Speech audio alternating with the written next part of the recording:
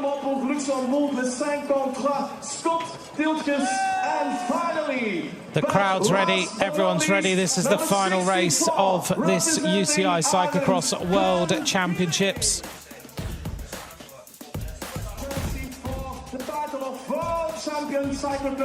Well, this crowd has been winding itself up for the last 3 hours, getting itself ready to enjoy a great race and a great atmosphere. It's been snowing, it's still muddy. Simon's been out and about enjoying the atmosphere. I'm not necessarily sure you've been enjoying the course for the last 3 hours. No, as you can see, it's not the sort of thing you want to walk around, really. Yeah. No, we had a couple of hours of light snow. It hasn't really done an awful lot. It's added a little bit of moisture to the top of the mud that we can see. But generally, it's exactly the same as we saw this morning. No change. It's right now. It's between 1 and 2 degrees centigrade. It's cold. It's cold. It's a very cold wind as well. The wind's got up. It's going to be a hard afternoon. It feels like it's about -4, -5, something like that. It's really cold. We've got heating on in the commentary box, which is a little bit lucky. But I don't know about you, Simon. My feet are freezing, and everyone else is saying the same. It's so cold here. It is, and the spectators, they're trying to get, whatever, 20,000 spectators into 2 beer tents. It's been a bit rammed in there, but everyone's keeping warm. The beer's been flowing. Yeah, the Europop has been played since 8:45 this morning. It's got louder and louder and louder. And the riders are on the start line. We're about 2.5 minutes from the race start as we count through there on the left-hand side the 57 riders who will take to the race start this afternoon to decide who is going to be the world champion. Wout van Aert, of course, has won it for the last 2 years. Mathieu van der Poel, the winner in 2015. Before that was Stibar and Niels Albert. Lars Boom also figured in 2008. 2 minutes now until the race start. The red lights are on. The commissaires are there and getting ready for this final race. We've had magnificent racing so far. First on the grid, Michael van Turenhout, under-23 world champion in Tabor. Alongside him, Lars van der Haar, looking a little bit ill, twice an under-23 world champion. Wout van Aert, it's not been his season, but the world champion is here to defend his title. We'll see whether he does manage to put Van der Poel under pressure. Laurens Sweeck, 6th last year, and he's had some podium finishes this season. Corne van Kessel, 5th last season, and alongside him, the man that everyone's looking at, the pre-race favourite, Mathieu van der Poel, as he gets ready for action. All the preparation now is done. Alongside him is Tunaerts, another rider who's had some good performances this season. Quinton Herman's the next rider on the grid, bronze medalist in 2016 as an under-23 rider. And so the riders now are on the grid. And we're 30 seconds until we get this race underway. If you'd like to send messages during the race, at UCI_CX. About an hour of racing to decide who is the world champion.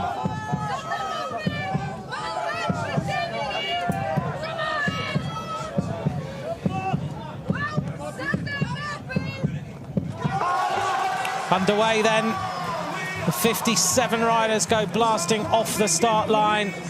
Very fast start from Lars van der Haar, who's always a good starter. Wout van Aert right on his wheel, and Lars looking around to see where Mathieu van der Poel was as he saw Wout van Aert was right on his wheel. Through the right-hander, Simon. A great start by Lars van der Haar. Yeah, good. We saw him start like that the last couple of seasons. He's like a little terrier off the start, all clean down here, no issues on the start. Good to see. So this first half lap, let's see who ends up where. Looks like Laurens Sweeck, maybe. Very fast start. Lars van der Haar second, Wout van Aert third. Corne van Kessel is up there. Stephen Hyde has got a spectacular start for the United States of America. National champion. He's up there already in about 5th place. Tim Merlier leading. Yep, Tim Merlier leads Lars van der Haar, Wout van Aert, Michael van Turnhout, Stephen Hyde. Behind him is Laurens Sweeck. Behind him, Mathieu van der Poel. Behind him is Steve Chanel, the new French champion. Very good start by Tim Merlier. Merlier's been good this last few weeks. Over Christmas, he was really good. He's definitely a rider that's been on the up in the last month or so. One of the newer names in the Belgian team, but definitely deserves his place on the squad, and he's taken this out. Yeah, he was 4th in Nome. He was 6th in Hooge Hyde, as he opens up a little bit of an advantage and goes scooting round that corner. Looks to me like it's dried a little bit on that corner as Wout manages to ride that entire section, and that's going to put some riders under.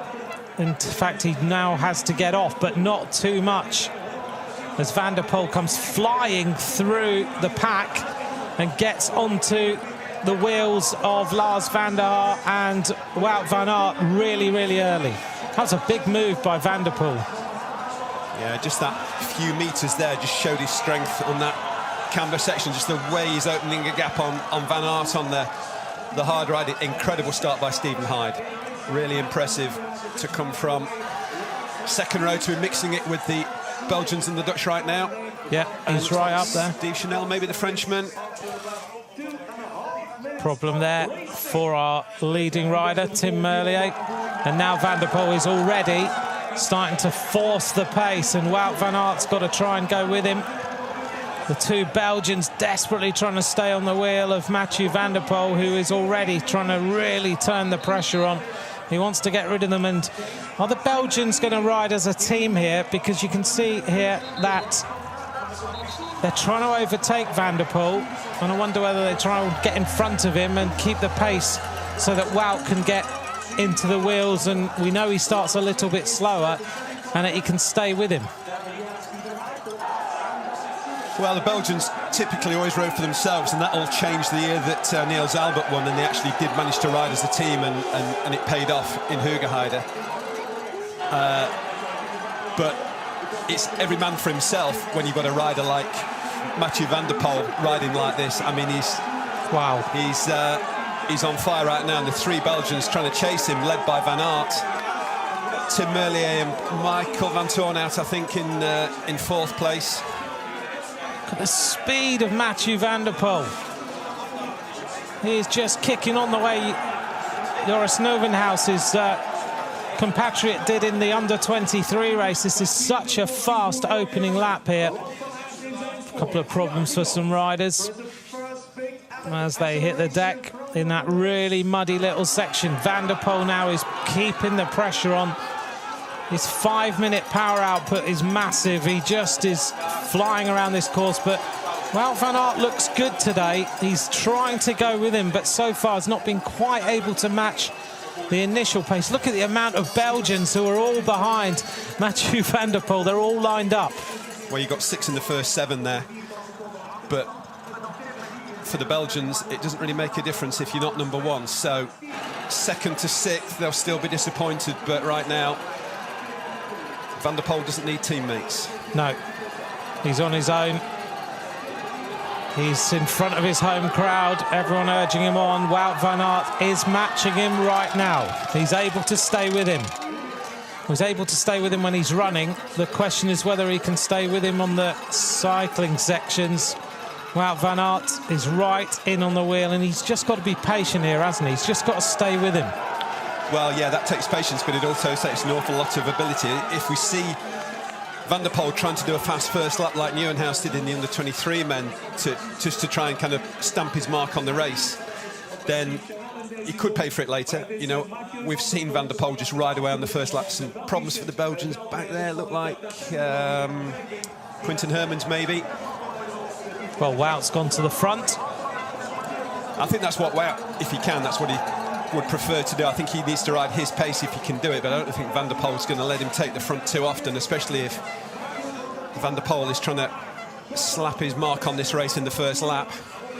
It's definitely what he's trying to do. Michael Van Turenhout is there. Wout is trying to ride areas of this course that Van der Poel isn't able to ride. Now, Simon, tell me, there's a lot of chat about the tyres he's got on, and they had the tyres last year, which really played with everyone's minds, and apparently he's got new tyres again today that some people think could make a huge difference. Well, evidently he has. He was... Again, Niels Albert, the team manager and the kind of the mentor of Wout van Aert, decided last week he was going to practice or experiment with a mountain bike tread on a Dugast casing. So he got Mr. Dugast for 3 days, taking rubber off a regular 26-inch mountain bike tyre and taking the rubber down with a Dremel and messing around with the shape of it. Really?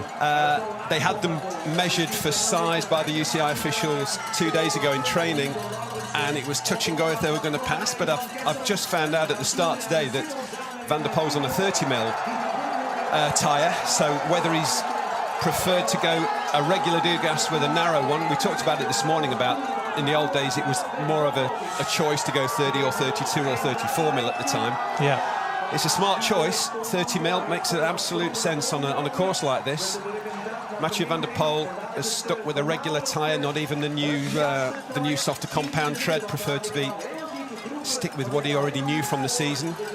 So Wout's got right on the limit as far as width is concerned. Well, he hasn't. They were experimenting with the tyre with the mountain bike tread that was actually on the limit.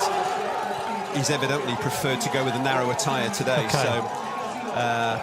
But that was just unveiled literally on the start line. So again, it's going to be one of these things where we'll hear about it in the next day or so. Who used what?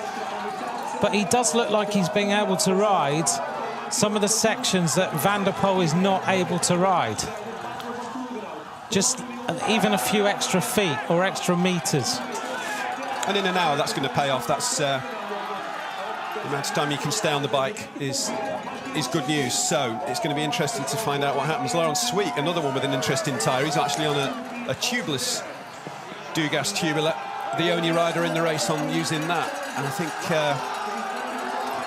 so far it's been a Challenge Limas World Championships. I think they've won every race, I think, so far. So yeah, could be a change of time. Manufacturer taking the front at for the elite men. Well, so far we've got a race on. I know some of you thinking that Van der Poel would ride away, but Van Aert is taking this race on now to Mathieu Van der Poel, who started very, very fast indeed. And now Van Aert matching him and able to ride at his own tempo. We'll see whether Van der Poel has gone into the red a little bit early. And Van Aert looks strong, and he looks like he is good on the running section so far. But don't forget, Van Turenhout is not that far behind these two riders, despite this really fast start. Now, let's remind ourselves that the opening lap in the under-23 was 9:37, and these riders have still got the 30 steps and the run into the finish. So Joris Nieuwenhuis's 9:37 opening lap is going to be maybe the fastest lap we've seen of any of the races by the time these two get down to the finish line. We'll have a little look. It's going to be very, very close, but they're not going massively faster, which will give us an idea about the course and what's happened over the last 3 hours or so since this race started. They're going to be maybe a few seconds quicker because we've got this little start section. But here they go. End of lap number 1, and we are going to see two leaders, which is not a surprise, Van Aert and Van der Poel, as they cross the line. That was a 9:36 opening lap, 1 second faster than Joris Nieuwenhuis's opening 9:37 in the under-23 race. I think the difference will be lap consistency. I think, as we saw on the under-23 men, Nieuwenhuis did that very fast 9:37, but then was slow into sort of 10:15s. Well, he slowed down significantly after that, but it's whether these two at the front are knocking out 9:30s, 9:40s consistently. That'll be the difference between the two races. But the gap back, look at those gaps, 24 seconds back to Laurent Sweet in 4th after a lap is significant, but right now it's playing out as expected. The two big favourites are at the front of the race, and I'm happy that Wout van Aert was able to match Mathieu Van der Poel in that first half lap, because it looked like Van der Poel was going out just to try and stamp some more authority on this race from lap 1 and just extend the lead. But Van Aert was able and up for the challenge. Well, let's see what happens on this lap. Is Van der Poel just recovering and sitting there and letting Wout do the work, or is he under a little bit of pressure? We'll soon find out. Hello to all of you who've messaged Simon and I, Steph Sittlington. That was a fast start. Tim Johnson's watching and having a party. Tim, great to hear from you. Michael Baldwin, hope you're enjoying the action. And Sean Mooney as well. Mark G, thanks very much supporting Stephen Hyde, who had a fantastic start but has dropped away a little bit. Just having a look to see where he is. Now 15th after that initial surge, up there in the top 10 riders off the start line as we go past the casino, with so many fans now in this area, and Van Aert leads with Van der Poel stuck on his wheel.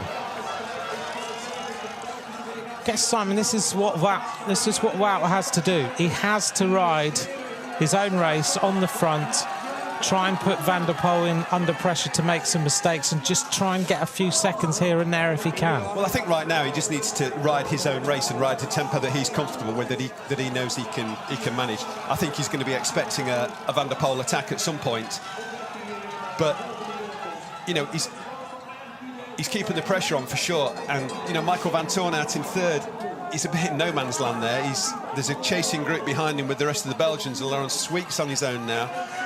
I think this is just going to be a race of individuals, and it's just these two at the front seeing how long they stay together, because we've seen Van der Poel just watch Van Aert for a couple of laps in races every weekend this year, and then just putting a blistering attack and put 20-25 seconds into him, and then just time trial to the finish. And this will give Van Aert confidence that he hasn't gone out on the first lap and lost time. So he's in the place he wants to be right now at the front. Van der Poel makes a little error then as he went round that corner. He went into the post at the side. Van Aert is able to dictate things, so Van der Poel just falling over, not a major mistake.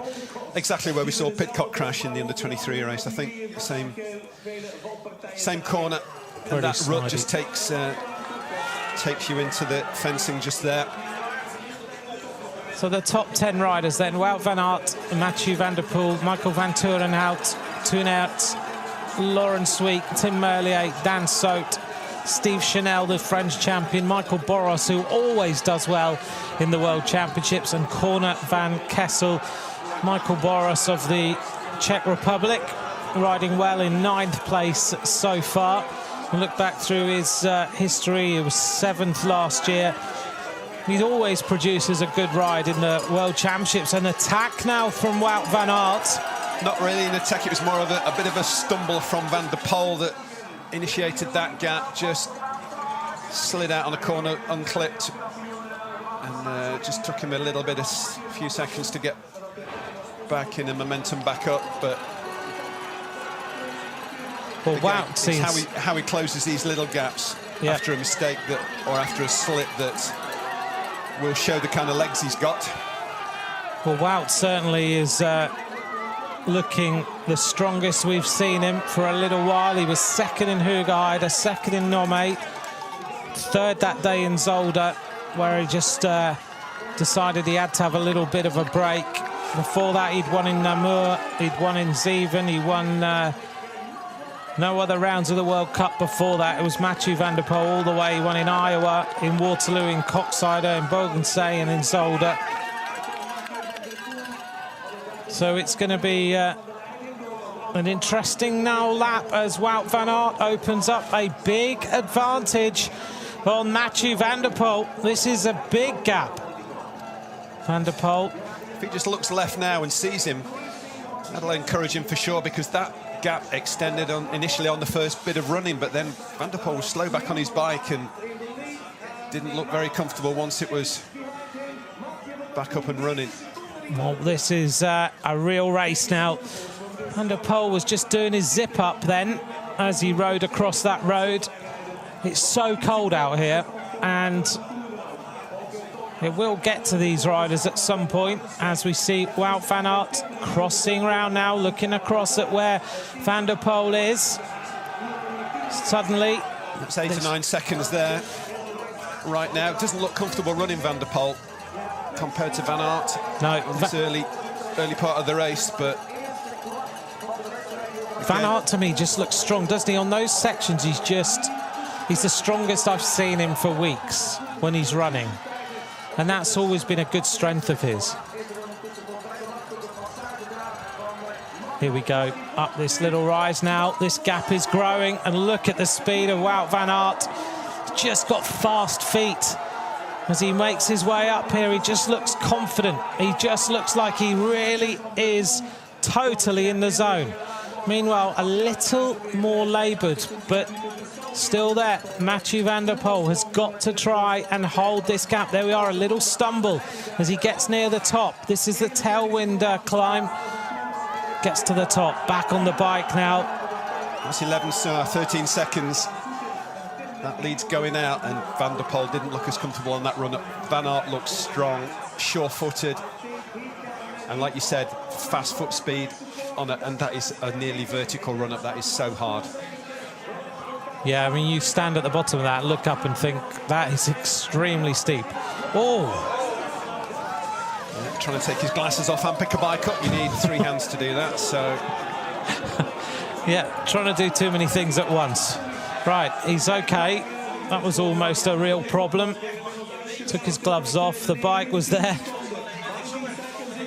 These guys are absolutely on their limit right now, and... Yeah, Van Toornat's coming back to Van der Poel, so it's Van der Poel slowing down, not necessarily a Van Aert speeding up. Do you think this start by Van der Poel might have just pushed him over the edge for a minute? It was such a quick start. Yeah, it's hard to know, isn't it? I really think he just wanted to dominate this race, and I think he wanted to stamp his authority on it so early to put Van Aert under no illusions as to who was going to be the boss around here, and it didn't work. Van der Poel and Van Turnhout next to each other. Van der Poel keeps trying to pull, I don't know what he's doing. He's trying to get the zip adjusted on his skin suit. I don't know whether he's having trouble breathing right now or just it's annoying him, but he's adjusted it about 3 times in the last lap. If you keep an eye on him, every now and then he just takes his hand off the bars, grabs the zip on that jersey, as we see Wout van Aert now on the ramps.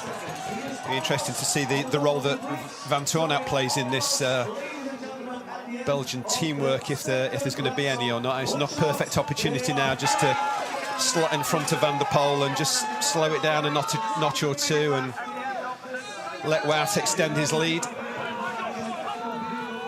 Getting towards the end of lap number 2, we're going to have 7 laps of racing as they come round now. And Wout van Aert blinking through the mud. He's taken the glasses off because he couldn't see through those. Now he's coming up to complete lap number 2. He's got a long, long way to go till the end of this race. Toornat's there looking like he's in 4th place. We don't see anybody after the Van Toornat, Van der Poel battle. Maybe Toornat's there in 4th. Coming round the corner then, here is Mathieu van der Poel with Michael Van Turnhout. And Van Turnhout normally would not, with all respect to him, be right on the wheel of Mathieu van der Poel, and he's able to match him as he goes past. And we're talking a lot of seconds here. 25 seconds is significant, isn't it, after 2 laps? That's a big gap. And to give you an idea of consistency on laps, and Simon, you talked about that a moment ago, 9:36 followed by 9:31. And in the under-23 race, it went 9:36 and well over 10 minutes. So it's totally changed. The consistency of lap is what Wout van Aert is causing problems with. And that's exactly what Elisabeth talked about in his post-race interview, and about this consistency. And I think that if Van Aert's now in a rhythm that he can keep these 7 laps going, that's going to be the secret to his success, because if he can keep 7 laps within, yeah, if we say 15 seconds, that would be consistent. And then, you know, there's not much you can do about that if you're coming from behind, because all you can do is go over your limit to try and close the gap, and that's what you can't do on a course like this. Well, I noticed when Van Aert had gone to the front, you saw Mathieu van der Poel, the hunched shoulders suddenly appeared, which we never see. Hunched shoulders, under pressure, and now he's really having to work hard. As we see this huge crowd around the casino area. 170 metres now is the lead for Wout van Aert, with the advantage at 29 seconds on Michael van Turenhout and 30 seconds on Mathieu van der Poel on lap number 3 of racing. Joining us in the commentary box now, a very warm welcome to a rider who rode yesterday on this course, so we can get a little bit of an insight. Helen Wyman, a very warm welcome. Hiya, you're right. Good. Very warm welcome, because it's freezing out there. It is absolutely freezing, and it snowed as well between the under-23 race and this race. It's cold. So tell us a little bit about this course. You rode it yesterday. We've not had the benefit of talking to a rider who's actually ridden the course. Talk us through it. How tough is it out there? It's absolutely brutal. The ruts are deeper than you can imagine. They're right up to the rear mechs. That's how deep they are in places. And there are times where you have to just get in the rut and hope that it's going to get you around the corners. And there are other times where, yeah, it's actually quicker to run. On some of the descents, at the last couple of ruts, it's actually quicker to run. So in terms of you picking your way around this course, I mean, Wout van Aert, until then... Just there, that's the rut where, where I was just talking about. You watched this morning in the under-23 race that Elizabeth crashed there on one of the laps, and after that he ran that last section just because it's actually that hard to keep your bike in the ruts. They're that deep there. What Simon and I have been talking an awful lot about is the fact that on camera this looks pretty flat. Yeah. But these cambers that we're on are really steep. The run-up is extremely hard. It's the hardest part of the race is actually from the second pit to the finish line, and it doesn't actually look that tough, but after the pit there's a muddy section that's really quite technical, and then there's a run, and then you have to get on the road, which is uphill. And yesterday you might get on and you're almost stationary, and then you had to accelerate to get to the next run. It's a really tough course, but it's a really good course, I think, for spectators. For spectators, it's absolutely fantastic. For riders, every rider we've seen finish a race is just completely spent. We saw Evie Richards faint at the finish. Sanne Cant could hardly recover for minutes after the race. Just how damaged were you at the end? Yeah, physically it's really, really tough, and I think that's what a World Championship course should be like. It should be the strongest rider, you know, is the best in the world, and it actually makes for really hard racing for the riders, but it means that everybody's trying really hard and there's no tactics involved. You just got to ride. Yeah, I mean, in terms of how tough it is, you want, I guess, from anybody's point of view, you want the World Cups to be hard, and in the World Championship to be the absolute pinnacle for everybody. So you know on that day, you were the best rider in the world, you won it, and you couldn't have given any more.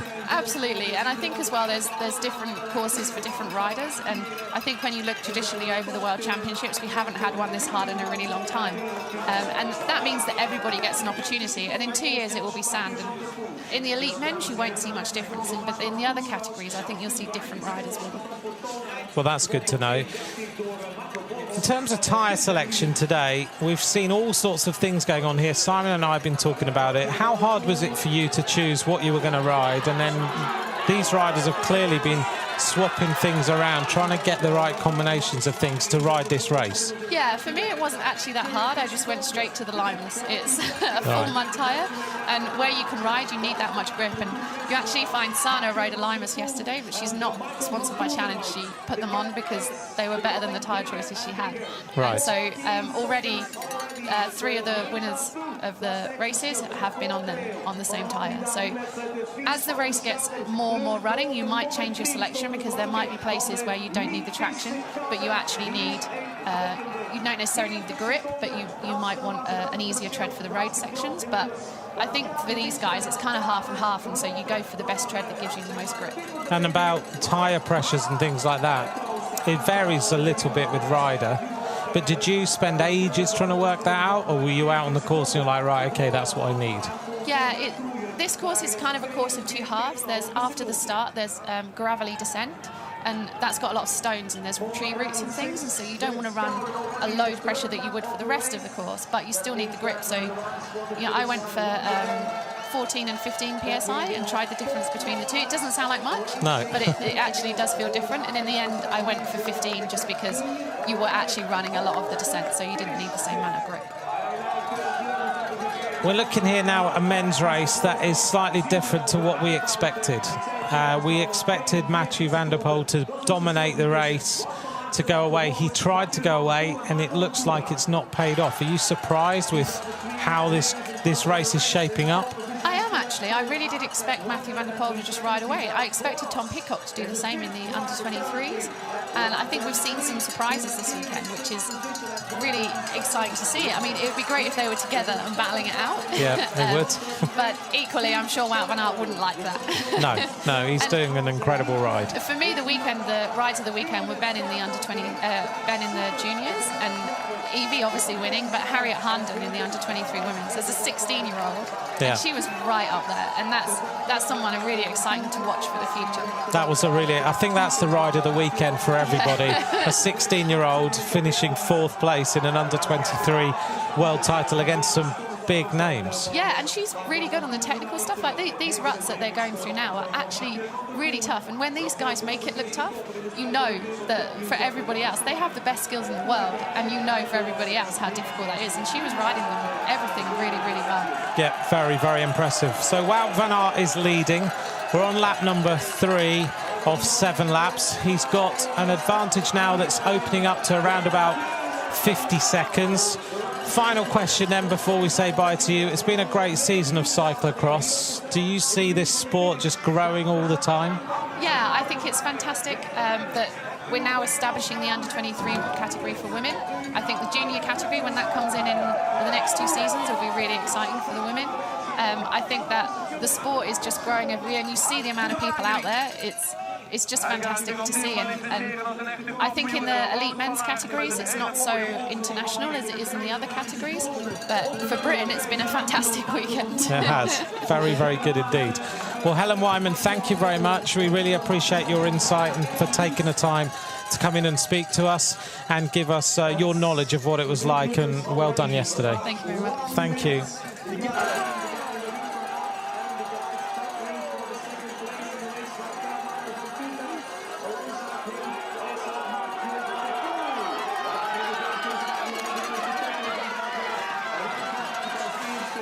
So Helen Wyman, who says as she leaves, it's brutal out there, and it certainly is, as we see Wout van Aert coming round again.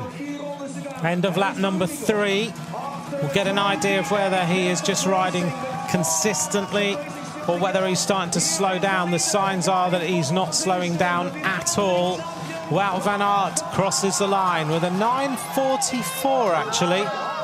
So he's slowed down by 13 seconds, but his lead is still a huge lead on the rest of the riders behind him. He has really taken this race on to everybody else. Simon, noticed anything while Helen was in chatting as to what's going on here? No, just the fact that Van der Poel is obviously not a happy bunny out there. Michael van Toornout putting time into him as well. So I think similar to Pidcock, I think it's not the race we were expecting. Van Toornout together again with Van der Poel, but the gap back to Van Aert, and you can see Van Toornout there just shakes his banging head. the back of his thigh. It looks like he's. I can't believe he'd be cramping up after 3 laps, but he has a problem. Either he's got a hamstring problem, or he's cold, or I don't know. He looks around I mean, he's been riding a stunning race so far, and he's certainly in there with a fight for the silver medal, but suddenly Van Toornout has got a little bit of an issue here.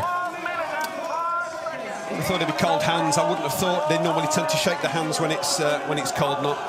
But we'll see what happens with that. But again, both of those guys over a minute now behind a flying and very motivated Wout van Aert. We were talking beforehand, and the press over the last few days, you've been keeping an eye on it and what's been said, but they've both been piling the pressure on each other. And Wout's been very clever at trying to throw the pressure back on Mathieu van der Poel and basically saying, you know, he's the best rider in the world and he'll be the winner, or he's the favourite. It's history, isn't it? I think it's always been the case of the Belgians and the Dutch in the media. Every generation of cyclocross has had a Dutch and a Belgian at the front of the races, and the media just build it up to such an extent, and every single thing they try to pick up on, every opportunity to play a mind game with the rider from the other country, they'll take it. And it's fascinating to watch it. I don't kind of understand a lot of the press that I read been in Flemish, but you get the idea. And you know, some of the social media now that the riders put out, you can get a feel for just what they're trying to achieve and just trying to take pressure off themselves, put a little bit more pressure on somebody else, because it's a cauldron. And yeah, when you're competing in here in front of, I don't know how many people there are here, but I would guess in the 20,000s, then every single pair of eyes is either Belgian or Dutch supporting. So it is a the pressure is huge. It is. While Wout is going around the course, I've had a few tweets at UCI_CX. Let's update a few different countries because we're concentrating on the leader right now. So Steve Chanel is 7th for France and he's running 2 minutes down. Lars van der Haar is 9th for the Netherlands. In terms of other riders, Stephen Hyde of the United States of America is now in 19th place. Swiss rider Marcel Wildhaber is 18th at 3:17. Those of you who are just trying to keep an update on one rider, have a look at the live timing. Svan Turenhout now is starting to feel the pressure. Have a look at the live timing, which you can find on uci.ch, and that can keep you updated with the riders. Michael Vandenham is 30th for Canada. Ian Field is 33rd for Great Britain as things stand right now. Gary Milburn of Australia, that's probably his best ride so far, 37th. And then the Americans, Cody Kaiser, Tobin Ortenblad, Jack Kiserberth are 40th, 41st, 42nd. Tristan Cowie is 44th. The Japanese riders, and I must say hello to Daisuke and all the guys who are watching. Hikaru Kosaki and Yu Takenuchi are 54th and 55th at this moment in time. Glenn Kinning of Ireland 56th. So that gives you an update on some of the different nationalities and some of the riders as we keep an eye on Wout van Aert, who is now 33 minutes through this effort. And this rider who has had a troubled season, some would say, and he probably would say it himself. I remember him tweeting just towards the end of 2017 and just saying pretty much that he was sorry to his fans and he just needed to go away, train, go back to basics, eat, sleep, repeat. Well, eat, sleep, train, repeat. I guess you should do some training in between. And just try and work out what was going on. And it's paid dividends.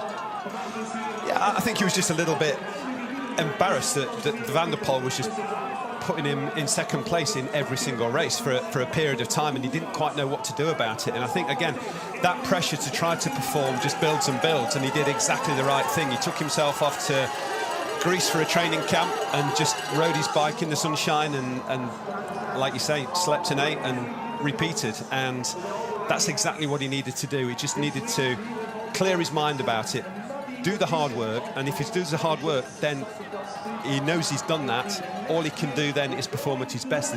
What Van der Poel does is out of his control. You know, that's nothing, not part of his plan at all. He just needs to be the best he can be. And right now, he's obviously in good shape. He looks great. He looks good on his bike. He looks very strong running. And opposite to that, Van der Poel is, you know, body language again says it all. He just looks a little bit head down and messing with his skin suit zips and just not really on top of his game. And we haven't seen this all season from him, really. No, we haven't seen this at all. I mean, he started the season in Iowa. He won that. He won Waterloo. He won Coxside. He won Bodensee. Then he went to Zolder after Van Aert had beaten him twice. He won that, he won Nome, he won Hyde. It's been an exemplary season for Mathieu van der Poel. I think he's had 26 wins this season. But the way that Van Aert's running up this climb, yeah, I can't emphasise how hard that is. And it's one foot in front of the other, and it's fast cadence, and he's got it nailed, and he's just looks so strong, so solid right now. Yeah, I mean, we went to the bottom of that the other day and looked up it, and we're talking almost a wall. It's so steep to get up from that bottom. Two Arts as well, coming back a little bit, I think, to the Van der Poel, Van Tornout pair. Just we saw him in the background on the last camera shot. He's only 7 seconds behind. 7 seconds is good for Two Arts, and this will be a course that'll suit him. European champion last year.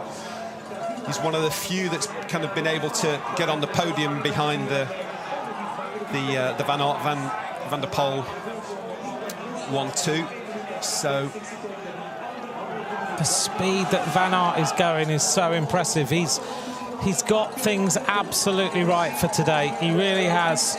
Thanks for the messages, Sue Butcher. Yes, this is really happening. Wout van Aert is dominating this race. He managed to go with the acceleration of Van der Poel. He tried to basically get rid of everyone as he normally does. He may well have just gone into the red zone, and since then he's been unzipping his skin suit. He's been trying to get some air into his chest. It may well be that he just went far too quick at the beginning, or like Tom Pidcock, he just feels there's something wrong. And Van Tornout now is ahead of Mathieu van der Poel, who's just trudging his way up this climb. Just so far is not his day. I always like seeing a left-handed rider as well on the course, riding with a right-handed rider. The side they get off their bike, and on the canvas especially, on the really difficult left-hand cambered corner that we've seen Pidcock and Van der Poel crashing on, with Van Tornout hopping off on the left-hand side there, so much quicker than Van der Poel. Riders tend to be one or the other. It's very rare that you see a rider in a race consciously jumping on and off on both sides. Yeah. But only if you kind of have a problem and you end up on the wrong side of your bike would you do it. But there's more and more left-handed riders now. There's I think Laurens Sweeck, Michael Van Tornout, Kevin Powell's. And again, you always end up with the mechanics on the wrong side in the pits. It's good to pick that out and to show you that you don't have to get off on one side. So if you're left or right-handed, you can just adjust the way you get on and off the bike. End of lap number 4 of 7. And we're coming up now with Wout van Aert, who is absolutely flying around this course. He hasn't looked back since he went on the attack. It's a time trial as far as he's concerned. He's absolutely loving this course. A 9:38, so 6 seconds faster than the last lap. So he's gone 9:36, 9:31, 9:44, 9:38. But he's also just riding all these really tricky sections, and he has done from the start, where he seemingly has been able to ride certain little bits of the course where no one else has been able to ride, as we see Two Arts now coming back. He's only a few seconds behind Mathieu van der Poel, and the possible medal for Two Arts, and Laurens Sweeck a little bit further back. We're talking 42 seconds back to the next group. So I think the medals are with the top 4 riders right now. But this gap for Van Aert is... We haven't seen a gap like this. We haven't seen a rider dominate with a lead in a race like this for years. I can't remember the last time we saw a rider with 3/4 of the way through a race with a minute and 3/4 lead. This is... Do you think the tyre selection he's made here, which is different to everyone else, has made such a big difference? It could well have, absolutely. You know, it did last year. He didn't have as many flat tyres as everybody else did. It's smart thinking, and I don't know exactly what he has done. I don't know. All we're hearing is rumours about, you know, mountain bike tyre treads. And again, literally 30 seconds before the start, I just got a tweet from a mechanic friend who said, is on 30mm tyres, and that's unusual. We don't see that so much now, and it's just, again, thinking about all the small things that could give you an advantage. Yeah. And if he's done something that's making a difference, then absolutely fair play to him, because it's very hard now to find an equipment choice that gives you an advantage. You know, and bikes are generally quite generic. You go for one group set or another, and you can have a pedal choice, but apart from that, you know, everything's pretty similar. It's not like a few years ago where you could be quite smart with equipment to make a difference. But again, the little things like tyres on a course like this could be it. Sven van Toorn out, former rider, first year as the Belgian national coach, and this is the kind of result he's looking for. Yeah. Because there was a little bit of controversy in the press again with his selection for the Belgian team. They left Kevin Pounds out, which was a big surprise for everybody. I think ranked top 6 in the UCI ranking and didn't get selected. Third Belgian. He was third last year in the World Championships. Yeah, and you leave again, he hasn't had a great year. He's not really been on podiums in World Cups, but he's been that kind of consistent top 6, top 8 rider. But that's not what the Belgians are looking for. They're looking for riders to win and to get on the podium. So a brave choice by a new coach in his first year, but it's so far so good. I think we're looking at 5 Belgians in the top 6. Yeah, we are. We're looking at certainly he's instilled a real confidence in this squad. Simon, a couple of questions. Wally Bolden has said, what sort of run miles do they do during the week? How much do they run in their training? It does vary very much rider to rider. Some riders will just kind of wake up in the morning and go for a quick run. I was at the World Cup race in America earlier in the season. I just kind of was at breakfast and saw Mathieu van der Poel coming back from a run with one of his teammates at 7:30 in the morning. It's just a lot of riders will do that. Wake up, go out. Oof. That was a big crash. That one's going to sting. Hit the barrier with his right arm. This is the thing, he's got to keep concentrated. Let's see what happens here. Well, Van Aert, oops. And a flick over, luckily. Let's make sure the bike is okay. Don't know what he actually did then. Just got his front wheel stuck in the foot of the barrier, I think. Yeah. So some riders do that. Some riders won't run at all, just as a general run. They won't go out for a 20-minute, 30-minute run. They'll just run in their cyclocross training. So they'll do a short circuit on a cross that's got maybe a run-up or some running sections or hurdles, and they'll just get their running from that. And some riders like to run in training. They enjoy it, and some riders absolutely hate it. So most cyclocross riders have to do some. It's all part of the sport, but I think generally the races now, the courses have been less and less running than whatever 10 or 15 years ago. So it's unusual to get a course like this regularly where you have a lot of running. So again, you kind of look at courses especially for World Championships. Coaches, riders even, will go looking at courses and they'll try to figure out what the weather's going to do and if that's going to mean a running race, and maybe throw a little bit more running into the schedule in the weeks beforehand. So each to his own, I think. Get him splashing through this mud right now, just picking whatever line. A couple of other questions. Daisuke Yano wants to know tyre pressure on Wout's bike. Yeah, I don't know that on a 30mm tyre. I say we only got that information really late, but I would guess on a 30mm tyre it's going to be that kind of 1.2 bars, 16 psi-ish. I had an interesting one actually at the start. I saw Stu Thorne, Stephen Hyde's team manager from the US, and he got 22 psi in.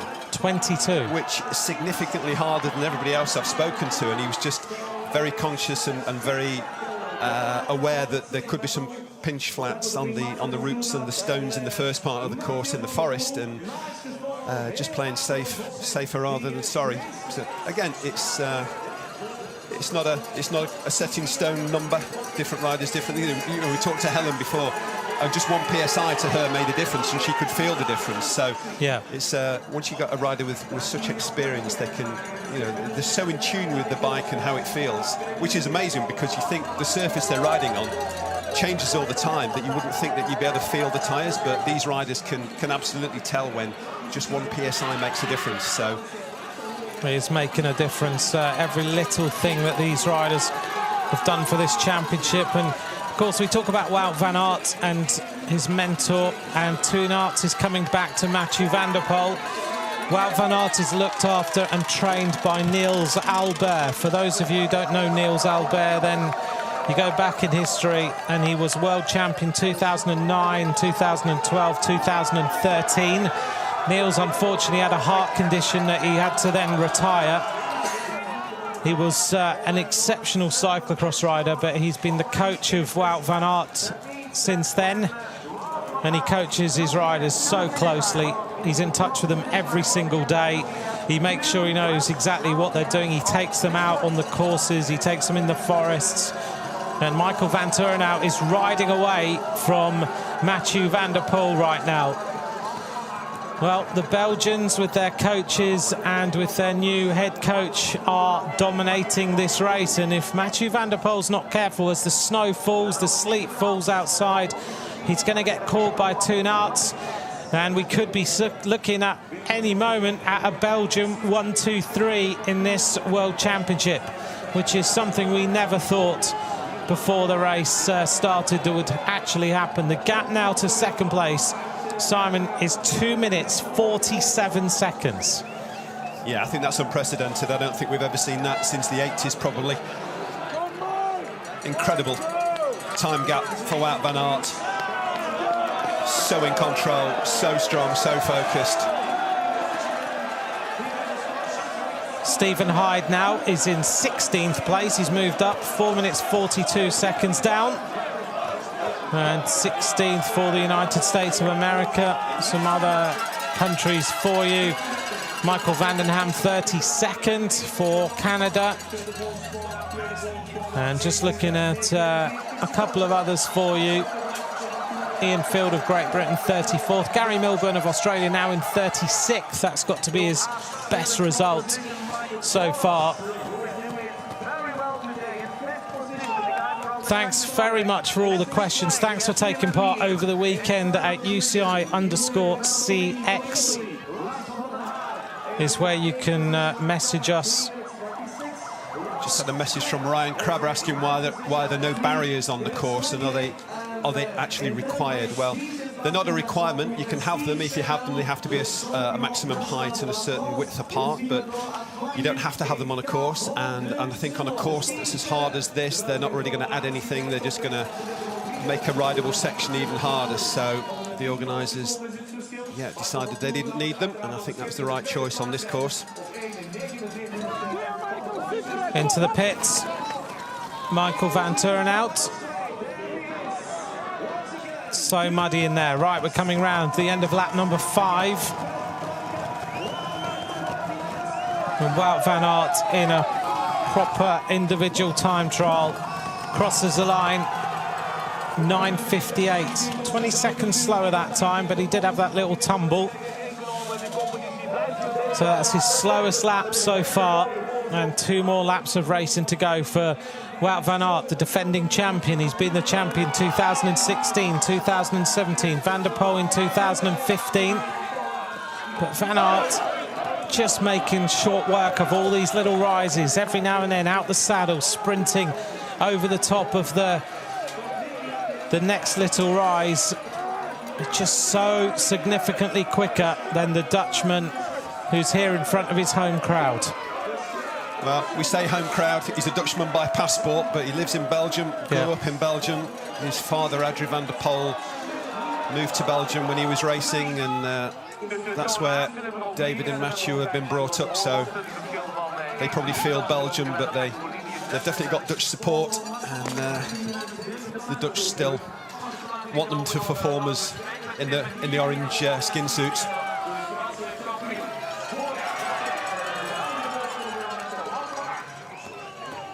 Watching Wout van Aert then round this little section as he puts on the brakes. All these riders now on disc brakes. There's no cantilever brakes around on this level anymore. And I can't imagine what riding with cantilever brakes on this course would have been like.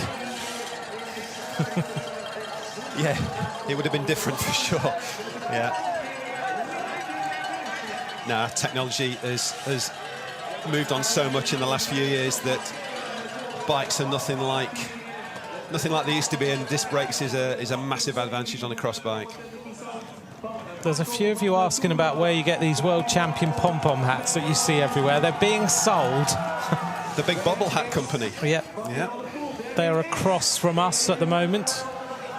I don't know whether you can buy them online. Big Bobble Hat Company is where you can get them, and they are the official partner of the World Championships. Mathieu van der Poel crosses the line. 2 minutes and 13 seconds down on this man, who has basically just said to everybody, I'm going out and I'm going to destroy the field. The World Championships is everything to Wout van Aert. Interesting, the timing. I think we might have a blip on the timing. I think we were looking at a 2:45 time split, yeah, we were. Half a lap ago. I think this sounds more realistic. I think we may be looking at a split that hadn't stopped earlier. Yeah, 1:56 now is the gap. Still significant. Yeah, it's still. But getting towards 3 minutes was huge. Well, yes. I mean, we're looking at over 4 minutes in the top 10 now. So the top 10 riders: Wout van Aert, Michael van Turenhout of Belgium. Mathieu van der Poel is now about 17 seconds behind the second place rider. Then Turenhout of Belgium in fourth. Joli Bertolini now has moved into fifth place for Italy. Michael Boros of the Czech Republic in sixth. Lars van der Haar moves into seventh place for the Netherlands. Laurens Sweeck in eighth. Tim Merlier in ninth. Dan Soot in 10th place. So the riders we were expecting to be up there are up there. Steve Chanel now in 12th place, the French champion. Francis Moret having his best world championships for a little while. Moret, of course, was the bronze medalist 2006 and now 13th. So up there. David van der Poel 14th. But so far it's a day for Belgium with the top two riders in this race. A few people asking, have many people been lapped? Raymond's just asked me, any lapped riders? I'm sure there will have been, yeah. There will be. There's an 80% regulation where they try to avoid riders being lapped by... bit slidey. Kept it upright, that was good. Yeah, 80% rule where the commissaires will take the time of the first lap, take 80% of it, and then on lap 3, they'll start the 80% where they'll pull riders out when they are that time behind the leader, and they'll be removed from the race just before the finish line.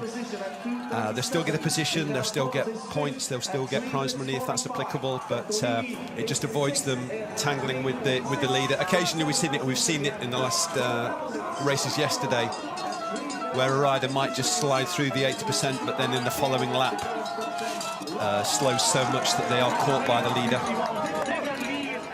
But the days of lapping down to the top 15 or so, when we were getting all sorts of lap riders in the picture and causing some confusion, also just kind of obviously able to get in the way of the leaders, which we're trying to avoid. So yeah, the riders pretty much have a clear track now. But it just change how you race. If you're a rider that's expecting to get pulled, then you will adjust your race and your effort to maybe a 5-lap race if you think you'll make it 5 laps on an 80%. You might only race for 40 minutes, but you can adjust your race to that time. You don't always expect to race for an hour, and yeah, if you finished on the same lap as the winner, you might finish in an hour and 10 or hour and 15 minutes. The last rider that's not lapped today could find themselves, over an hour and 10 minutes racing. Yeah, but at least you've ridden the World Championships, you've had that experience, and it's all about building experience and doing well. There's now 56 riders in the race. Glenn Kinning of Ireland is 55th, who's around 8 minutes down. The two Japanese riders, Kari Kosaka and Yu Takanouchi, are 53rd, 54th, and Ingvar Olmarsson of Iceland, 56th right now. He's the last rider who has not been lapped so far. Mark McConnell of Canada is 51st. Jeremy Powers, 48th, still maintaining the same position that he was holding before. Van der Poel, you can just see from about halfway around lap number 1, those shoulders have hunched over and he has been under terrible pressure. Just a bad day, and riders have bad days, and if they don't, you'd worry about it. onto the run-up. Here goes Wout van Aert, sprinting, still got those really fast feet. Just so much quicker than anyone up this run-up. Picking his way, just looking for all the possible little footholds so he can get up there as quickly as possible. Looking to try and get his feet in the pedals, and 2 or 3 efforts and he still wasn't able to. He makes his way around the next corner.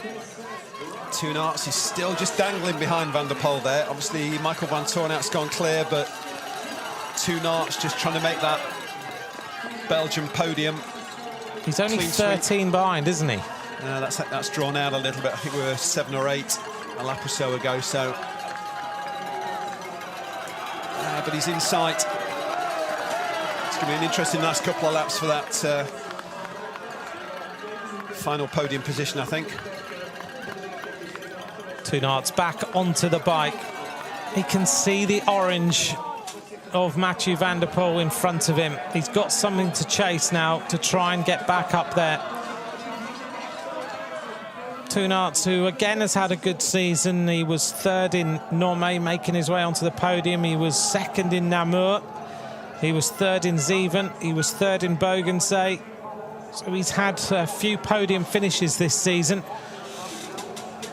And there he is as he makes his way around the course. Talked to him in the lift a couple of days ago, and he said he liked the course, but just the ruts, he wanted them to get a bit more muddy than they were a couple of days ago. They were quite hard. Yeah, I think Helen Wyman mentioned that as well when she was talking to you, that the ruts are so deep and so stiff that they're causing crashes as well. It's one of those situations where a little bit of rain is a good thing. It just kind of softens the mud up and makes the ruts a little bit more manageable. John is asking, are most of these riders using electronic group sets or are they using mechanical? So all the Shimano-sponsored riders, they have to use electronic and they have to use double chain rings. So no single chain rings for anybody on Shimano. SRAM, again, tend to be using the single ring and electronic. But again, it depends if you're on an officially sponsored team or if you're on a more of a private deal. But the big teams, certainly your Telenet Fideas and your Corendons, these people that are the official teams of the 2 big component suppliers, then they'll be on the cutting edge stuff. Yeah, absolutely, electronic and double chain rings for Shimano. So the sponsor will actually dictate in their contract that's what they have to ride? They will, yes, absolutely. Yeah. The Wout van Aert then, as he crosses the line, he'll get the bell this time. He's on an absolutely flying day today. Crosses the line, 9:55, so 3 seconds faster than the last lap. But his advantage is still around about 2 minutes on Michael van Toornout. His teammate Van der Poel is being hunted down now by Toon Aerts. He's 7 seconds behind him. He's going to try and close in. And generally, that Van der Poel, when he's not in the medals, he starts to... Well, you lose interest. You know, he wants a rainbow jersey. He felt he should have had it last year. He was in the shape that he should have had it and just got hampered by far too many flat tyres. He's been a dominant rider this year, and this, you would think, a few weeks ago was a nailed-on rainbow jersey for Mathieu van der Poel. And when that's not going to happen, then there is a definite lack of motivation to even finish 3rd on a podium. You know, it's all or nothing for guys at that level. Yeah. And he doesn't really want another medal, does he? He doesn't want another medal. You saw the disappointment last year when he got beaten by Van Aert. He was distraught in the podium tent at the finish of the race. He was in bits, and that's how much it meant to him not getting the rainbow jersey. And you know, in the Netherlands, as a Dutchman, after a dominant season, this was an expected victory. Yeah. To kind of, you know, almost get the rainbow jersey back that went by default to Van Aert last year. It's going to be difficult. And I think Toon Aerts is going to get 3rd here. It looks that way. Him, so yeah, it's going to be an interesting last lap. could be seeing a Belgian clean sweep on the podium. We certainly could. So now it's Wout van Aert, Michael van Turnhout, Toenaerts, Mathieu van der Poel. And just there you saw Van der Poel climbing off, dismounting the bike before those steps, but he was dismounting early. Just not had the day he wanted. He looked so good at the start, that explosive start. He was lying about 10th place, and then suddenly he just accelerated, came all the way through the field, right to the front, and you thought, that's it. Mathieu van der Poel on another one of those days where he's just going to ride away, but Wout managed to go with him. I think also teammates of Wout managed to close the gap for him a little bit as Van der Poel does his shoes up, getting himself ready for the last lap. And I think he's just going to sit there and maybe just get the medal if he decides that that's what he wants to do. He goes past our commentary box, side by side with Toenaerts. What a race we have had. What an upset. We expected Van der Poel to be at the front or riding away, and he just hasn't had the day that he wanted. As we watch Wout van Aert with this lovely camera shot showing you just how steep this bank is, as he tracks his way through these little rises, through the little cutaways, through the mud, staying on his bike all the time, as much as he possibly can. So the advantage there for a left-handed rider is you've got your left foot out scooting along. It's easy for you to jump off onto the right side of the bike. For Van Aert to jump off there, he would have to put his left foot back on the pedal and then climb back over onto the high side of the camber as well. So yeah, just on certain cambers, well, depends on the direction of the camber, the direction of the advantage of the left or right-handed rider. Taking a look at these two riders then. Who's going to get the bronze medal? Can't quite believe we're talking about Mathieu van der Poel going for bronze right now and potentially not getting anything. The season he's had and the Palmares he's got: World Champion 2015, European Champion 2017, 26 wins this season. 23 years of age. 23 years of age is this man, Wout van Aert, twice the world champion. This is him going for his hat-trick. Silver and Tabor. Michael van Turnhout going for the silver medal, and Van der Poel still interested in trying to get on the podium by the looks of things, as he decides to attack Toenaerts, who has crawled his way up to him. So the question is, can the Belgian get the bronze medal? Wout van Aert splashing his way through those puddles for the last time. Thanks for all your questions. Thanks for getting involved, and thanks for being part of this World Championship over the last couple of days. This has been the race that's been well worth watching, because everybody across the planet, maybe except the Belgian fans, thought this was the nailed-on rainbow jersey of Mathieu van der Poel, but it hasn't been. As he attacks now Toenaerts, he's clearly decided, I have to get something out of this. And I think it's probably the fact he's here in front of his home crowd that he just wants to say, OK, I didn't have a good day, but I still got on the podium and I still got a medal. A bit of pride.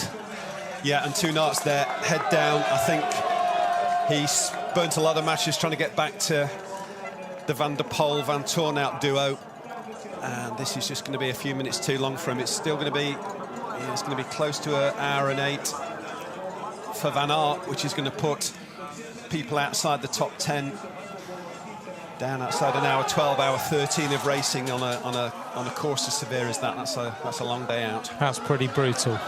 Stephen Hyde of the United States now 15th. Marcel Wildhaber of Switzerland 16th. David Van der Poel down in 17th place.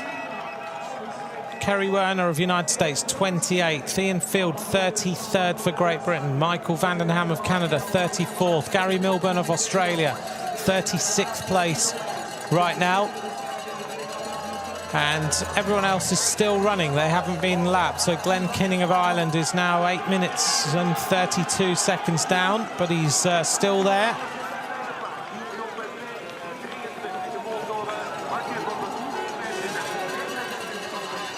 Michael Van Turenhout uphill. Mathieu van der Poel just pushing on now a little bit.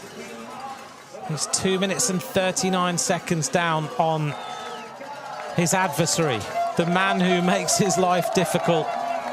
But all year, pretty much, Mathieu van der Poel has made this man have to go away and think and work out and worry about whether he can beat him.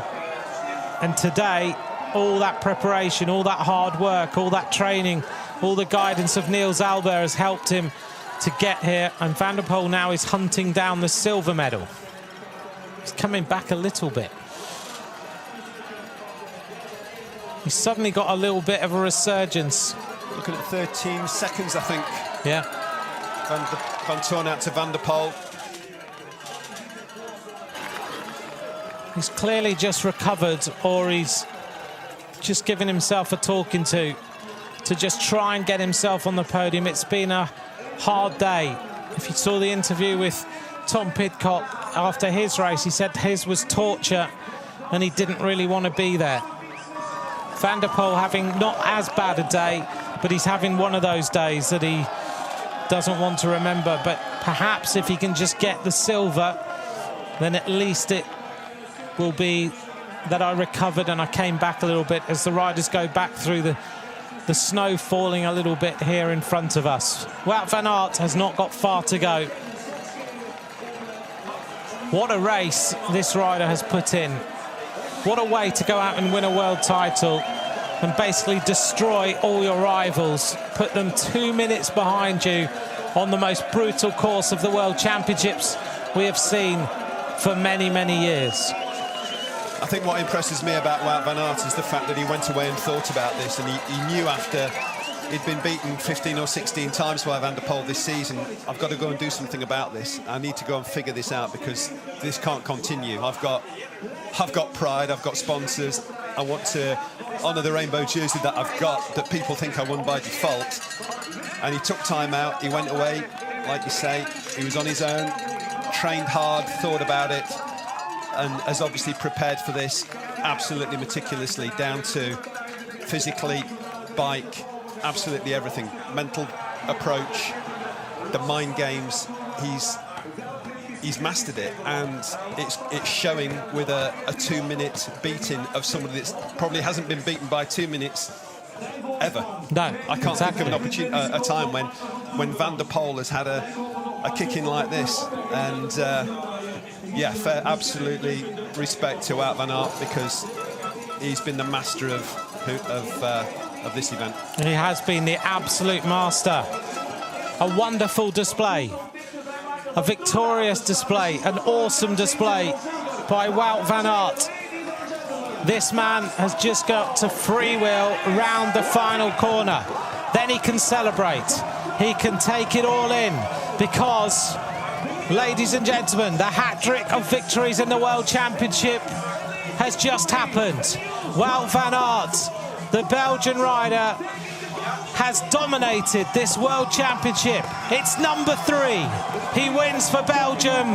Wout van Aert, world champion.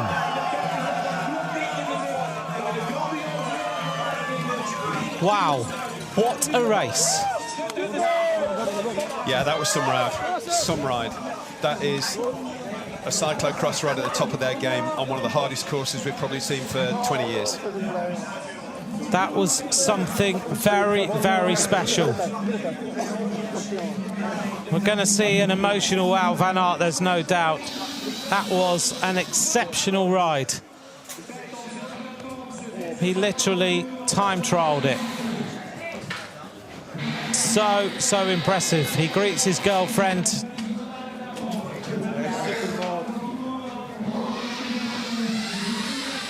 But Wout van Aert has just shown you how to ride a cyclocross race.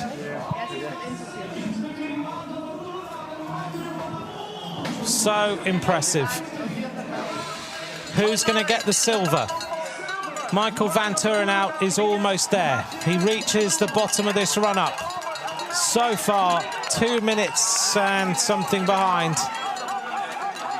Van der Poel is coming back. He wants the silver medal. He's decided that pride is important, that he needs to get the silver for the Netherlands. Michael Van Turenhout has got 30 steps to hold on. He mustn't make a mistake now. Onto the steps for Michael Van Turenhout to make it a 1-2 for Belgium. He's okay. The legs have held up. Van der Poel reaches him now to get the bronze medal. He's not going to quite make it. A bit of a resurgence by Van der Poel. Van Turenhout looks around. He's got some distance. Now it's a freewheel into the finish. Make no mistake on the right-hander. Michael Van Turenhout of Belgium is going to make it a magnificent day for the Belgian fans. It's a 1-2. He can't believe it. The dream of getting on the podium in the Elite World Championships is there. Michael Van Turenhout takes second place. That's his world title as far as he's concerned. Second place. Absolutely ecstatic. Third place for the man who's dominated the 2017 and 18 season. Just not the day for Mathieu Van der Poel. He has to go away and try and come back again next year. And that face says it all, doesn't it?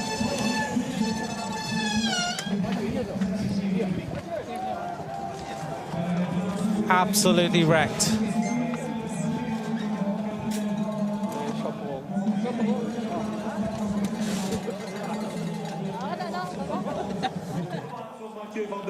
Coming around the corner then, Turenhout, who at one point got back to the wheel of Mathieu Van der Poel. Well done to him. Fourth place. Turenhout, 3 minutes and what, 15 seconds down for fourth place. This is going to be a long day out for the ones that don't quite get lapped or don't quite get pulled on the 80% here, but a valiant effort by Turenhout there. I think he really tried to get back into those medal positions, made it back up to Van der Poel, but it was just one lap too long. And that last lap, you could see when Van der Poel rode away, the shoulders dropped, the head dropped, and there was nothing left in the legs. And it's good to see Van der Haar back, because he's had a difficult season. Started well, but then he's problems with just health, just not being right, and blood tests, and just trying to figure out what's going on, because he hasn't been the Lars Van der Haar that we've seen in the past. And it's nice to see him top 5 of the World Championships. And again, it's something that he's salvaging something from a difficult season, and I think that'll encourage him. Yeah, Lars Van der Haar, twice the under-23 world champion, comes round the corner now. He's going to be 5th in this World Championship, crossing the line any moment now. Lars Van der Haar, 4th last year, 5th this year, and he'll go away now and get ready for the next season. We're now at 4 minutes and 29 seconds. The Italian, Gioli Bertolini, 6th place for him. He's very happy with 6th place. But this was the moment when these two riders started to go side by side, and Van Aert just worked his way past Van der Poel. But just there, even the difference in body language between the two of them running there, Van Aert just looks stronger, solid, in control, not sliding, foot placement perfect. He did that for 7 consistent laps as well. He just looked in a different league today. Very impressive indeed.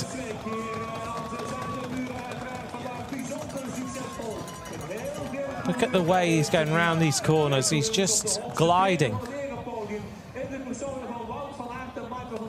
And he was able to ride more of the course.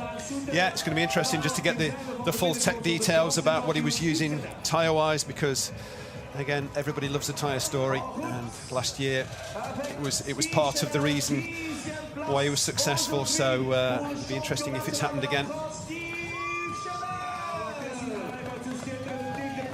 All smiles. Well, Van Aert, we'll hear from him. Here he is.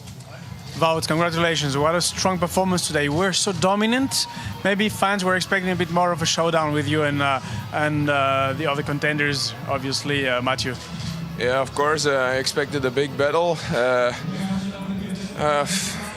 In the second lap, I felt strong. In the beginning, it was it was a big challenge to follow Mathieu. I knew that before the race, that would be the most difficult part for me of the race, following him in his first lap. And after that, I knew I had a chance, and I searched my pace in the second lap, and immediately I got a nice gap. And afterwards, I was in the rhythm. I could hold on for the rest of the race. So I didn't expect this. I think it was one of the best days in my life on the bike. So the running went so good. Yeah, can't believe it that the race went like this. I expected a big battle, but this was nice, of course. You were constantly increasing the gap lap after lap. How did you do that? I'm the type of rider when I'm alone in the front, and I got mentally everything on a good order. I can go over my limit for 1 hour, and again that happened. So it's a world championship. I don't want to take risks to slow down the pace. I just gave everything until I was on the bridge the last lap, and afterwards I was completely dead. What happened exactly at the fifth round? You crashed at some point. Did you lose your focus at this point?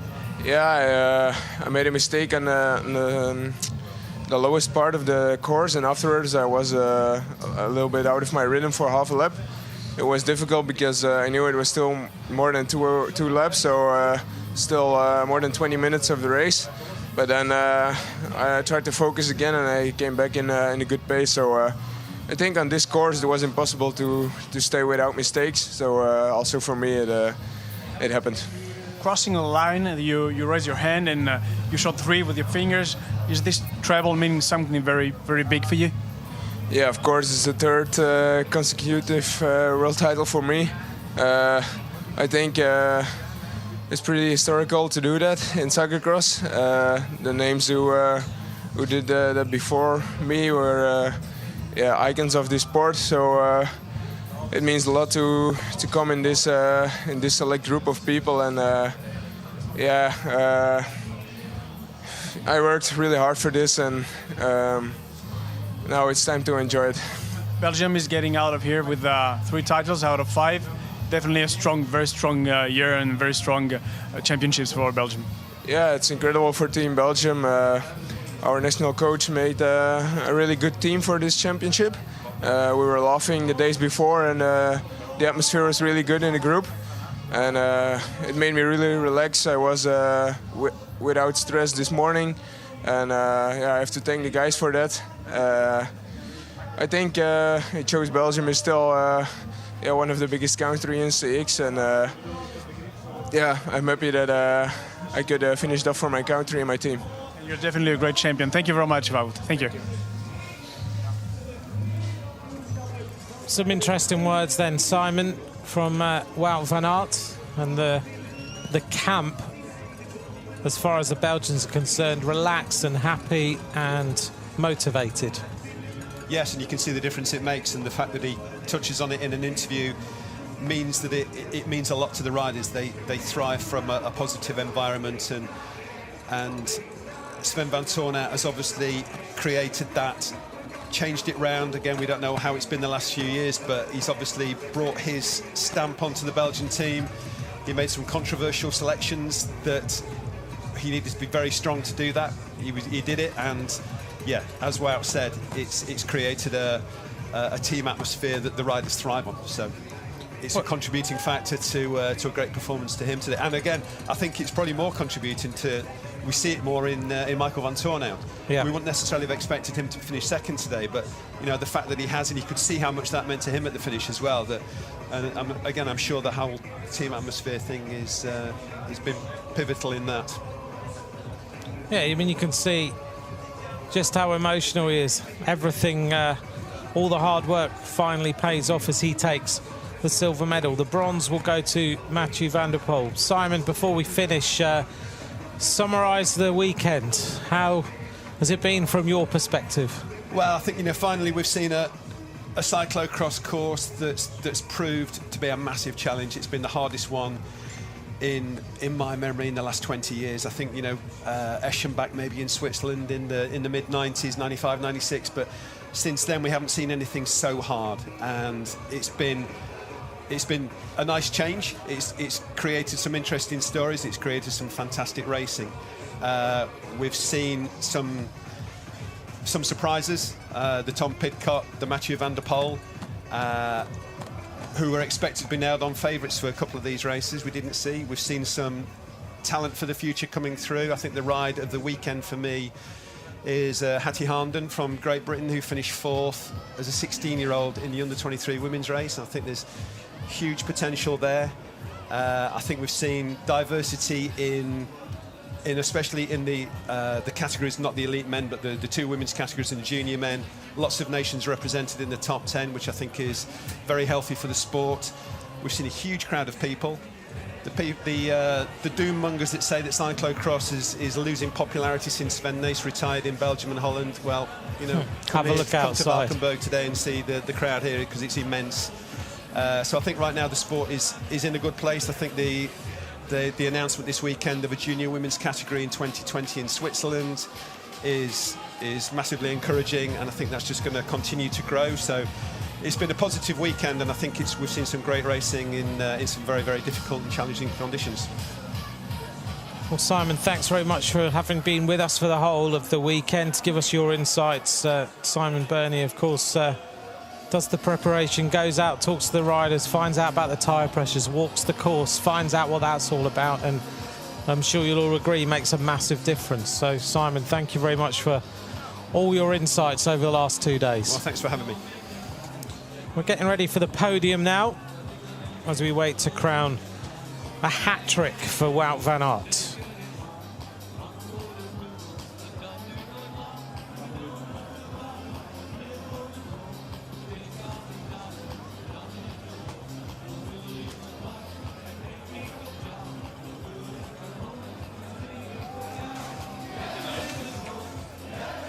Well, the crowd now celebrating. The beer tents are full.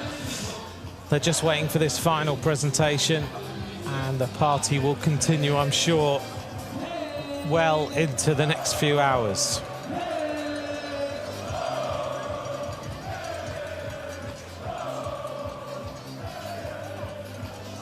Well, this is a course that has made these championships so difficult.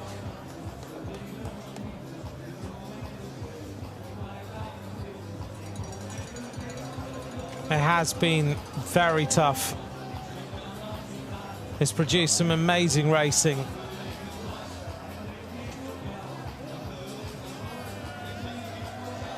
Thanks for all your messages. It's very much appreciated. We're still getting loads of them in. Sorry if we haven't mentioned you, but we've read everything we can. So thank you very much for getting in touch, getting interactive, because we like to hear from you as the fans who are sitting out there and enjoying the racing. David Terry, thank you for your message.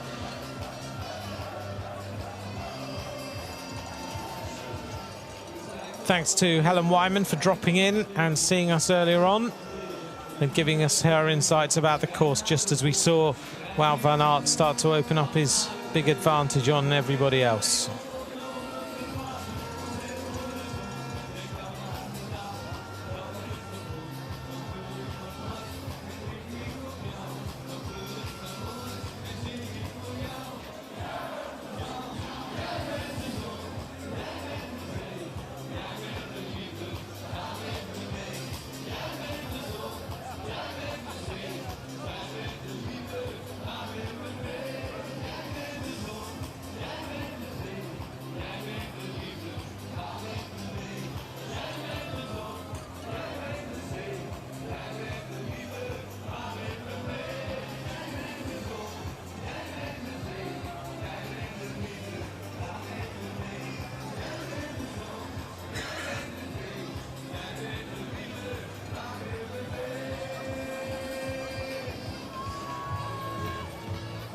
The podium getting ready then for this final presentation. Belgium have taken the last 3 world titles of these championships, so we go away with Great Britain taking 2 and Belgium taking 3.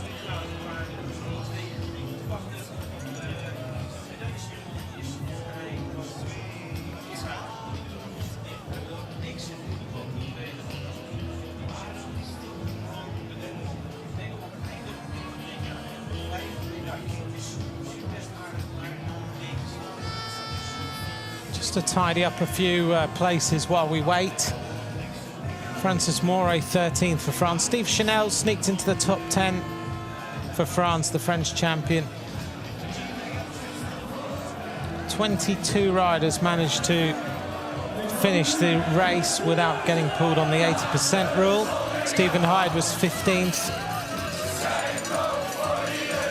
Felipe Orts of Spain was 20th. Simon Zahner of Switzerland, 21st. Lars Forster of Switzerland, 19th. And Marcel Wildauber, 16th place. The rest of the riders were pulled on the 80% rule that Simon was talking about.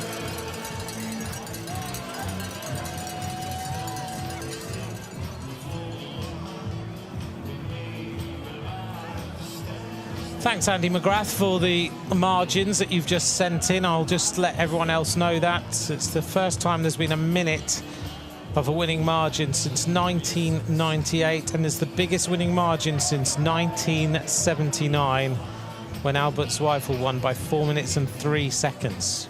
Thanks, Andy, for that information.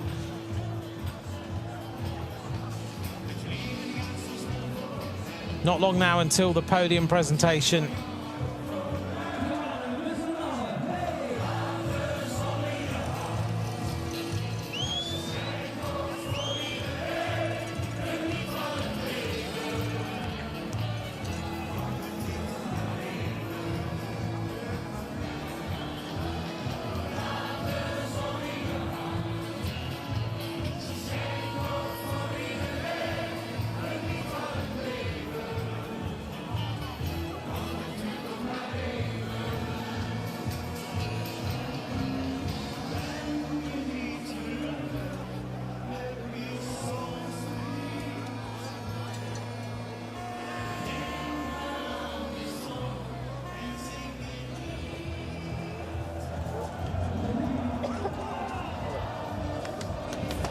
Heading now to the podium presentation.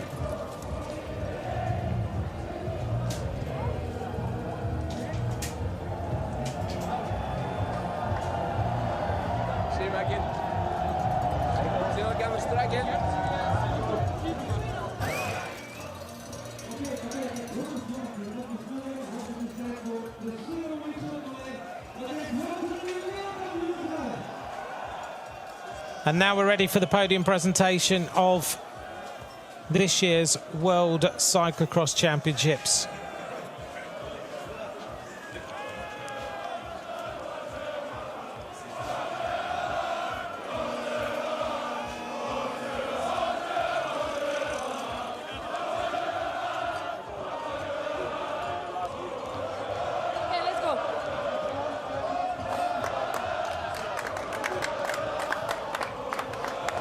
The interesting question will be Mathieu van der Poel, and finding out afterwards just what happened today. Just maybe one of those days. But this is the presentation of the 2018 UCI World Cyclocross Championships. The elite men, the final race of the weekend.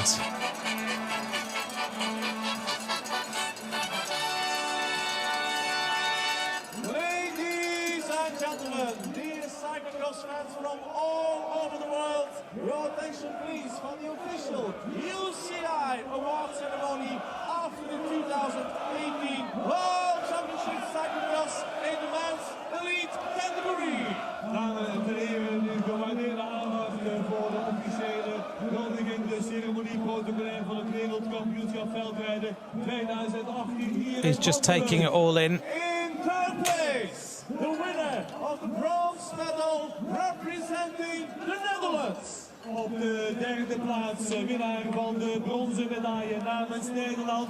Een geweldig applaus voor Mathieu van der Poel. Mathieu van der Poel, bronze medal. A very disappointed man again. But we've admired the way he's ridden all season. He truly has been an exceptional rider.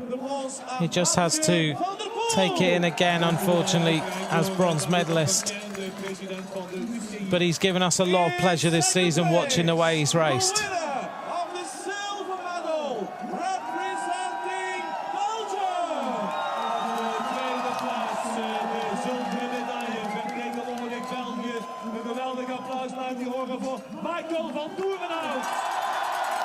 I think this guy is the happiest guy of the weekend. Silver medal. This means so much to him, you can just see it. De zilveren medaille uit handen van David Lapartien, de voorzitter, de president van de UCI. And then, ladies and gentlemen, the new world champion, the winner of the gold medal, representing Belgium! Dames en heren, de nieuwe wereldkampioen 2018, winnaar van de gouden medaille in de looprijden, vertegenwoordigt België. En applaus voor Wout van Aert! World champion for the third time running, Wout van Aert.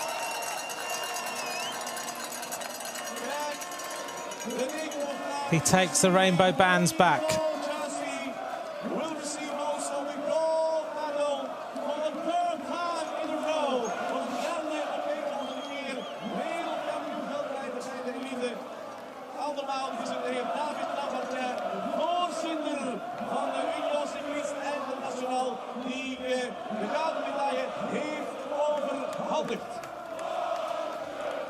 Wout van Aert, the winning margin, 2 minutes and 13 seconds on his teammate Michael van Turenhout and 2 minutes 30 on Mathieu van der Poel. De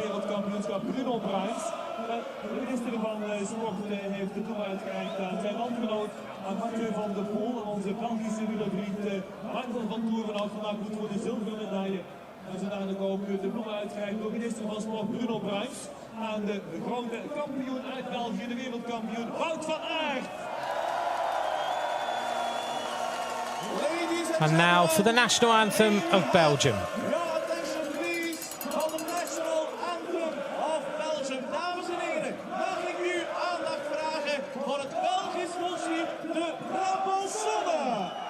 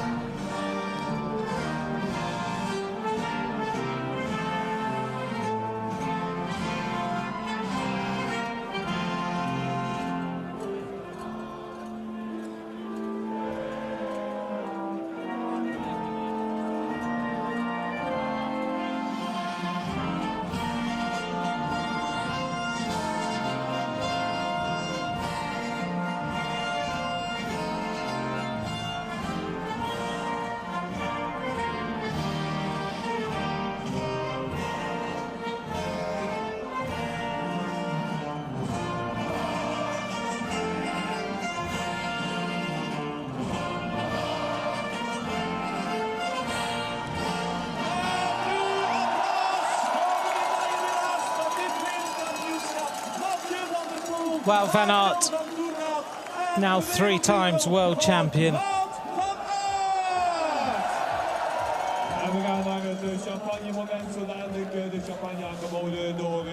There's our podium, Van Aert, Van Turenhout, Van der Poel.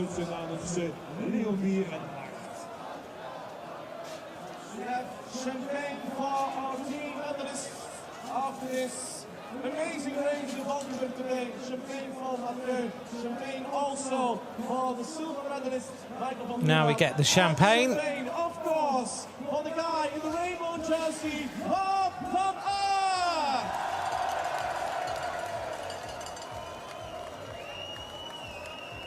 En nu de champagne omkurken, de nieuwe wereldkampioen. Michael van Turenhout has to get the gloves off to get this one. Nogmaals een geweldig applaus voor de nieuwe wereldkampioen 2018 voor Wout van Aert. Well, certainly Van der Poel and Van Aert have given us thrilling racing all season. They have raced each other incredibly hard. They've dominated the cyclocross scene. And yet again, they give us another story to talk about for a long time. Wout van Aert wins with a huge margin of 2 minutes 13 seconds. And Van der Poel has to go away now and think about how he wins the world title next season. He's dominated everything else, just on the day that he wanted for the rainbow bands, it just didn't happen.